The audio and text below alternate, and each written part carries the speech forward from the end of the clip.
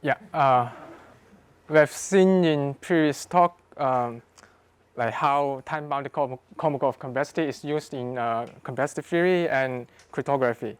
So the main goal of this talk is to introduce a new notion of Kolmogorov complexity measure, which incorporates randomness into time-bounded Kolmogorov complexity. And we will see some application of it in average case complexity. So let me first briefly review some definition. Some of them we have seen in previous talk. So for a binary string x, we are interested in the shortest encoding from which we can recover x. So this is captured by the Kolmogorov complexity. So the Kolmogorov complexity of x is defined to be the minimum length of a program that outputs x. And in this definition, we don't have any restriction on how long the program needs to run to output the string, and we can also consider a time-bounded version of it. So the t time-bounded Kolmogorov complexity, denoted as k superscript t of x, is the minimum length of a program that outputs x within t of n steps, where n is the length of x. Okay, in this definition, the program n has to run deterministically, and it's also natural to define a randomized versions. So the randomized t time-bounded Kolmogorov complexity denoted by rk superscript t is the minimum length of a randomized program m, such that m runs in t of n steps and it outputs x with probability at least 2/3.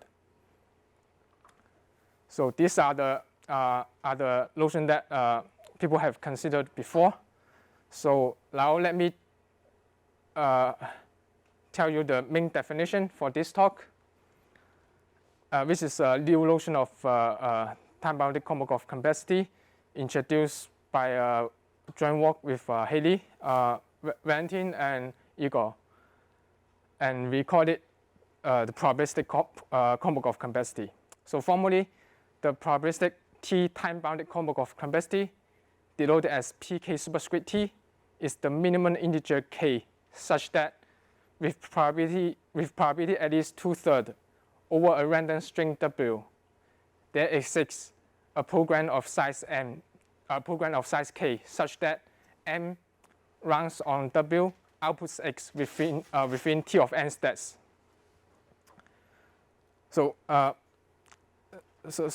let's try to pass this definition by comparing it to the other notion, randomized notion, RKT.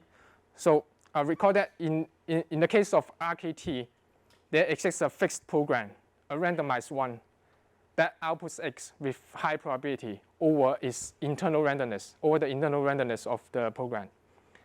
But in the case of PKT, we first pick a random string w, and we say that for most w, there exists a small program which can depend on w, and together they can be used to output x. So let me try to give some more intuition about PKT by talking about interactive protocols. So here are the settings. There are two players. So player 1, which is on the left, wants to send a message x to the second player. And let's say the second player has limited running time, which is given by a time-bounded function t.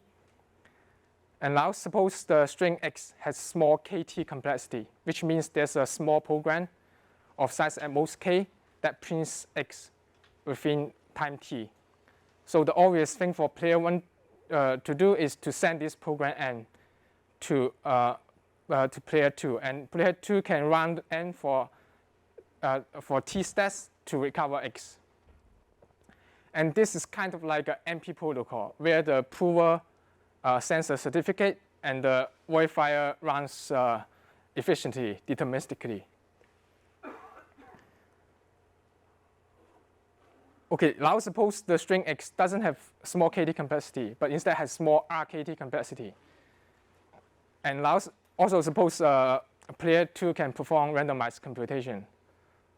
So in this case, again, player 1 can send a randomized program n to player 2, and then player 2 can run M for T stat probabilistically, and it will recover X with high probability.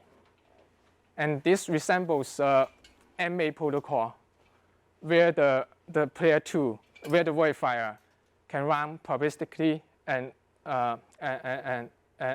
efficiently. Okay, now suppose X doesn't even have small RKT complexity, but instead has small PKT complexity. Okay, what PKT says is that for a typical random string W, there exists a program that allows you to recover X within time T. So now what the two players can do now is first to share some randomness W. And based on this W, player 1 can send a corresponding program of size K to player 2. And then player 2 can just run this program on the shared randomness for T stats and recover X. And yes, this resembles the definition of AM, where the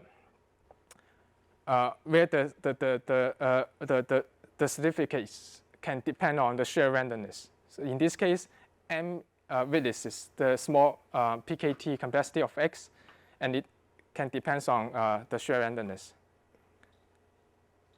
So given this, let's try to talk about the relationship between these three notions. So it is easy to see that the KT complexity is the most restricted, in the sense that if a string has small KT complexity, then it also has small RKT complexity. And on the other hand, the PKT complexity is the most powerful. So the PKT complexity of a string is at most the RKT complexity, is at most its RKT complexity. And again, this resembles the relationship between the MP, MA, and AM. And it can also be shown that the time-unbounded Kolmogorov complexity of X is at most the PKT of X. And this is not obvious. Remember, for PKT, we don't have a fixed program. But in order to say that the string has small KT complexity, we need to say that there's a fixed program that outputs X. And it turns out that if a string has small PKT complexity, we can still get some fixed program, small program that outputs X, although it may no longer run efficiently.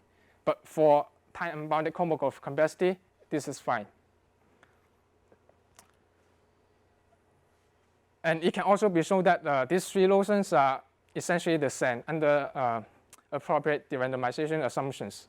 And depending on how strong the derandomization is, like whether it can derandomize MA or AM, this three notion KT, RKT, and PKT are essentially equal with respect to their relationship, with respect to their connections to, again, MP, MA, and AM. Okay, so this completes the first half of, yeah. Yeah, so I wonder if is it possible to give like an example of an X to keep, I mean, I know the three notions should probably be the same, but is there like a good X to keep in mind for that, like where they might be different on or something like that? Like a good example to keep in my head that separates the notions? Yeah, you will see an example in the very end. So yeah. Yeah. Okay, this is the first part of the talks. So hopefully I convinced you a little bit that this notion of PKT is a very natural notion. And for the second part, I'm going to show that it's also useful by giving some application in average case complexity. So okay, let's review some basic definition in average case complexity. So a problem L is solvable in average case polynomial time with respect to a distribution family D, which for simplicity is just a sequence of distribution, one for each input length. And we want the following. So there exists a polynomial time algorithm A such that A takes the input and the arrow parameter K, so that A fails to compute L of X with probability at most 1 over K. For a random X from the distributions. So intuitively, it just means that A computes L with high probability for inputs for input coming from the distribution D. And there's also for the standard definition, there's also a requirement that says it has, if your level gives a wrong answer. But for this talk, let's ignore the technicality.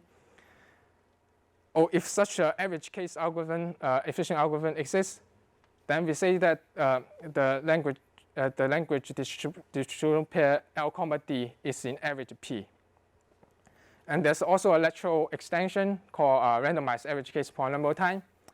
So we won't get into the details. So basically, it means there's a randomized algorithm that solves L with high probability over the inputs. And if such a randomized polynomial time algorithm exists, we say that the L, D is in average BPP.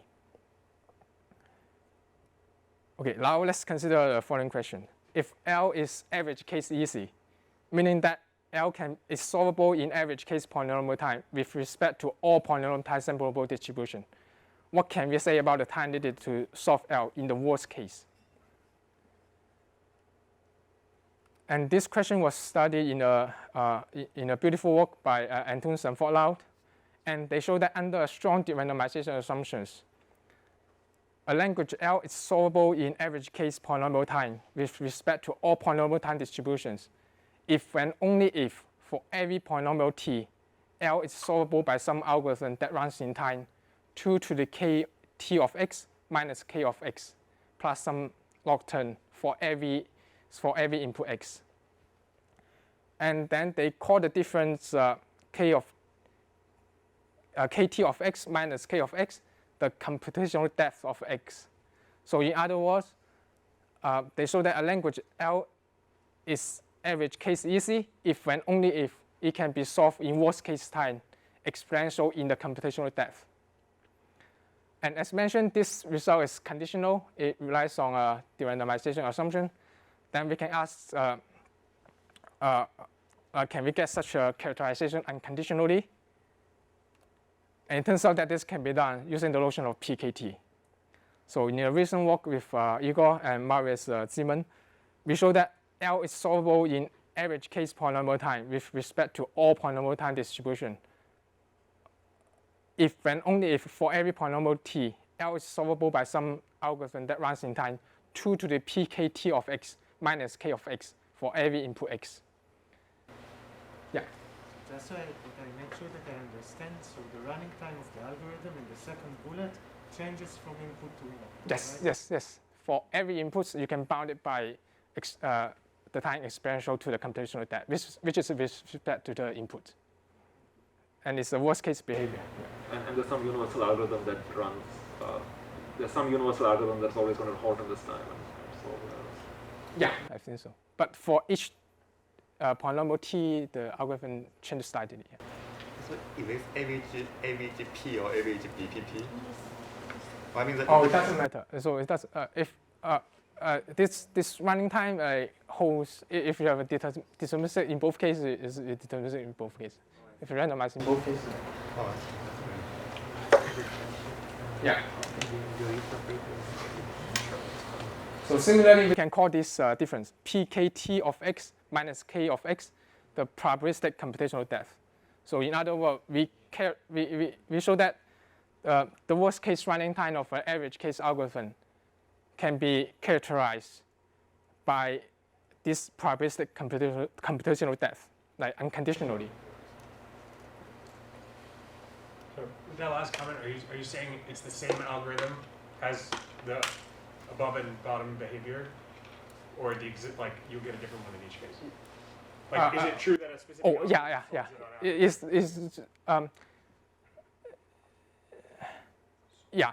It's the same algorithm. Okay. It just has different. You analyze the behavior in different settings. Yeah. Okay. Yeah. This the first application of PKT. Now let's move to the second application. So now let's consider. Here's the question. So is MP solvable in average case polynomial time? So to be formal, let's define this MP to be the set of language distributional pair L, D, where L is from MP and D is a polynomial time sampleable distribution. And then we want to know whether distributional MP is in average P. And one way to understand the average case hardness of MP is to ask whether the worst case hardness of MP implies the average case hardness of MP. So precisely we want to know whether MP log equals to P implies distributional MP is log in average P. And this is called a worst case to average case reduction, because if you look at the counterpositive, it says that if you can solve MP on average efficiently, then you can solve it efficiently in the worst case. Okay, there's some classical results from the lattice, which says if distributional MP is in average P, then MP can be solved in time 2 to the O of n. And here, n is the length of the input and not the length of the radius. And there are also long technical barriers to getting better worst case running time, like 2 to the little O of n. And it was actually open to show. I mean, shouldn't it be NP is NE rather than equals E? Oh, yeah. Because that's not true. Yeah, It's not just equal. unconditionally false. Inside dependent. Yeah. Okay, want to improve the runtime, but it was open to show that if the entire polynomial hierarchy is easy, implies solving UP in time 2 to the little O of n. And remember, UP is just a subclass of MP. So this even this is hard to show. And it was open until very recently. Here shows that if distributional MP is in average P, then UP is actually in time 2 to the O of n divided by log n, which is better than 2 to the little O of n.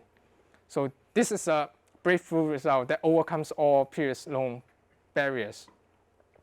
And there's one problem is that this result does not extend to the randomized settings. So if we assume that distributional MP is in average BPP, we can no longer conclude that UP can be solved in faster time, even probabilistically. Okay, now why do we care about randomized average case complexity? So one reason is that the theory of average case complexity is more robust when defined with respect to randomized algorithms. So in particular, in Palazzo and Levin shows that there exists a complete problem in distributional MP, in the sense that if some specific MP problem can be solved efficiently, randomizedly, on average, with respect to the uniform distribution, then every problem in MP can be solved in randomized polynomial time with respect to all sampleable distributions. So there's a complete problem. And another reason is that randomized average complexity seems to be more relevant to cryptography. So an important open problem in cryptography is to base the existence of cryptography on standard hardness assumption of MP, such as a worst case or average case hardness of MP. And people have been trying to show that if MP is worst case hard, then MP is average case hard. And then this implies cryptography. But for cryptography, we want to have security against probabilistic algorithm, simply because there are probabilistic adversary out there. So in this case, it's more natural to consider hardness of MP against probabilistic algorithms. And for this problem, we need to show a worst case to average case reduction for MP in the randomized setting. Okay. In the same work that I mentioned earlier, where we introduced the notion of PKT, we extend the worst case to average case reduction of Hirara to the randomized settings. So basically, we show that if distributional MP is in average BPP, then we can solve UP in randomized time 2 to the O of n divided by log n. And there are other results from the paper that we can extend it to the randomized case, but we will not get into the details here. Oh, yeah. Lastly, I want to talk about the proof ideas. Okay. Note that the statement of the results do not refer to anything about matter complexity, but the proof actually rely heavily on the use of time-bounded Kolmogorov complexity. And the proof is quite complicated that I won't be able to cover everything. Actually, what I'm going to say is far from being complete, not even accurate, but just wanted to give some high-level intuition that explain the role of PKT in the proof.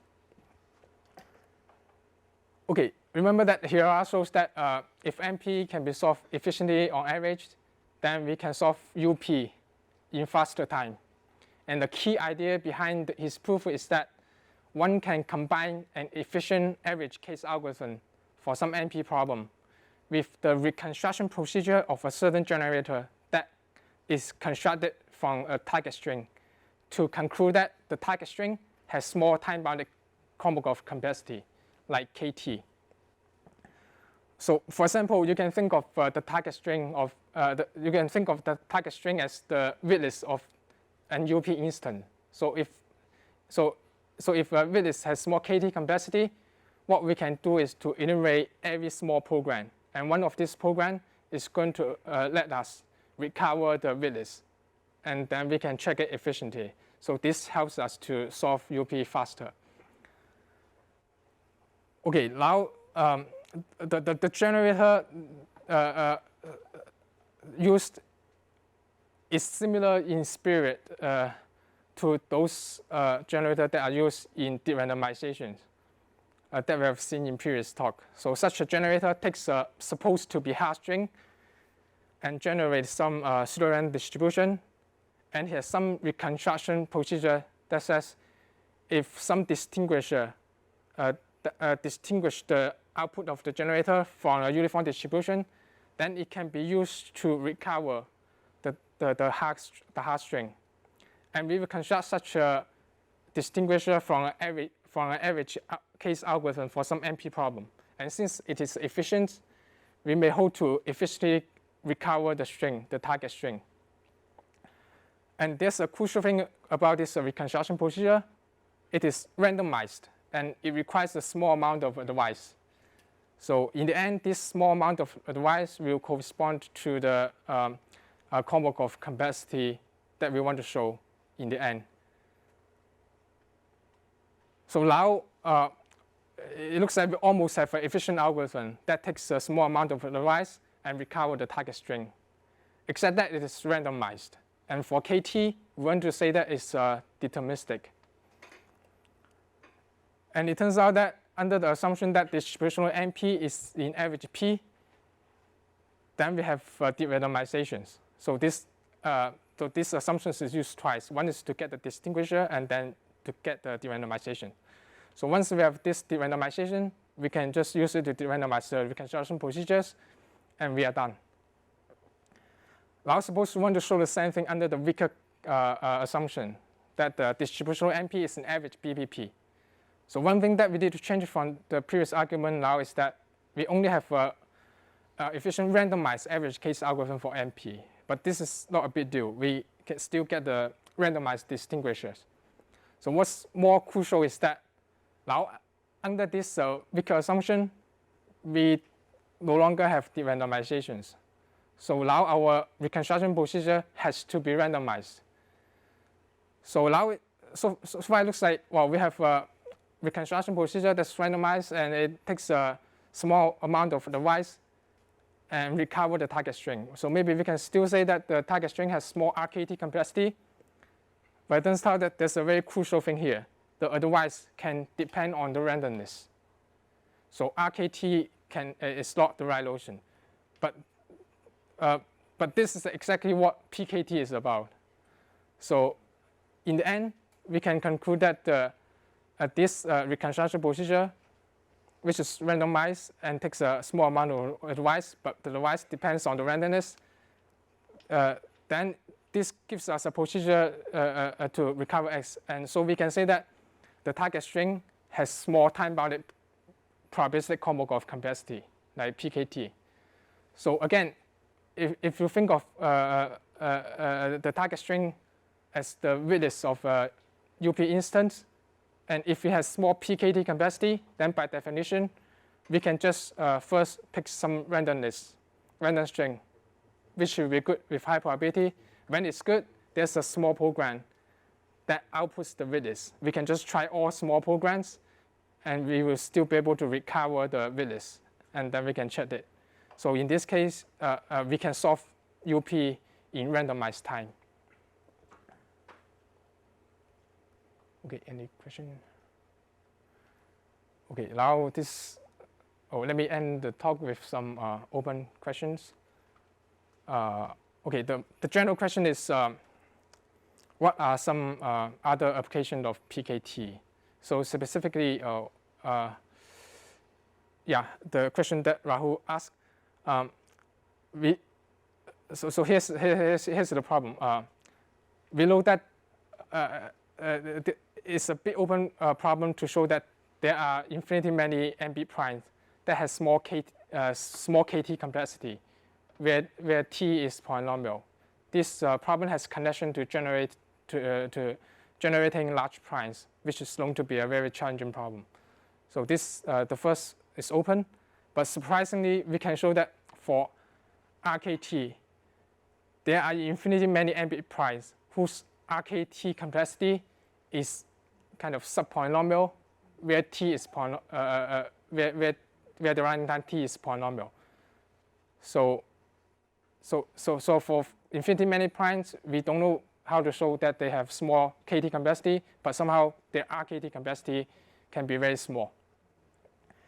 And since PKT is a more powerful notion, maybe we can even guess a smaller bound like polylog, but this also seems to be very challenging. Yeah. The second result, is that the pseudo-deterministic algorithm is sub-exponential? Or is there more to it than that? No, it's a subsequent walk of that. No, I know. That's why I'm wondering,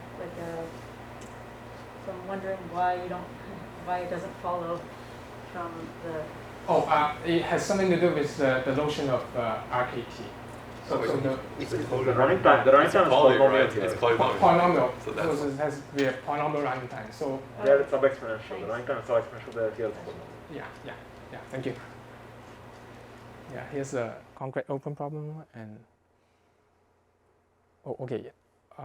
Finally, Igor and I are writing a survey on randomized and probabilistic Kolmogorov complexity, and we would love to hear feedback if we are interested in seeing a preliminary version. So please let us know.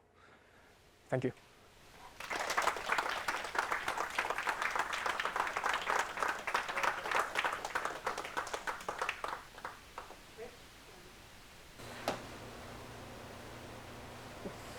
So I guess that last open question you mentioned there, is there any bound for PK poly better than n to the epsilon, or is it the best thing?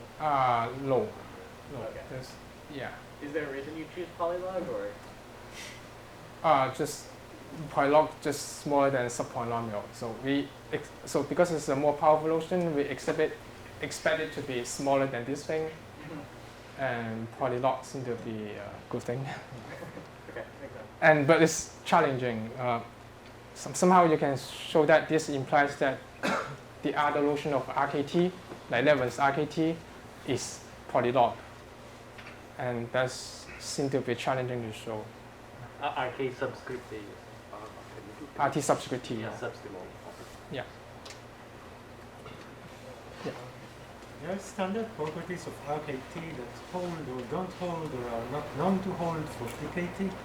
Yeah, that's a very important result in Kolmogorov complexity called coding theorem. So basically it says if you have some kind of sampler that samples a string with high probability, then its Kolmogorov complexity is small. Then and this is for time unbounded. So you want to show it for a time-bounded version, and we don't know how to show it for either KT or RKT, but somehow it holds unconditionally for PKT. And actually that's the key result for the first application, an unconditional Anton-Savalov result. We use this optimal coding theorem for PKT, which is not known to hold for these two notions. Okay, it might hold for RKT, but we just don't know how to prove it. Yeah, it might even hold for KT under a derandomization assumption. That's why the results of Antonsen follow this derandomization assumption. That's exactly the assumption that they need to conclude that KT has this good property, coding theorem. And we show that for PKT unconditionally, so we get unconditional result.